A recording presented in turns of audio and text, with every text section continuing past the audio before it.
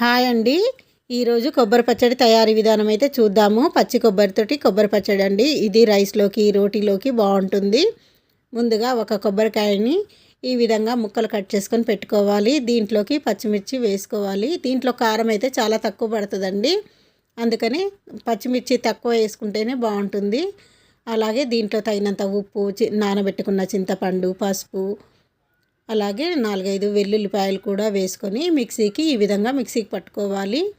నీళ్లు పోసుకోకుండానే మిక్సీకి పట్టుకోవాలి. ఇలా మిక్సీకి పట్టుకొని ఒక గిన్నెలోకి వేసుకోవాలి.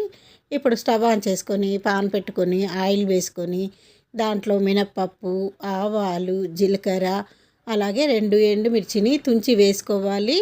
4-5 వెల్లుల్లిని దంచి వేసుకోవాలి. కొంచెం కరివేపాకు కూడా వేసుకొని అవి వేగిన తర్వాత స్టవ్ ఆఫ్ చేసుకోవాలి. ఇప్పుడు ఈ తాలింపుని కొబ్బరి పచ్చడిలో వేసుకుంటే కొబ్బరి పచ్చడి రెడీ అండి.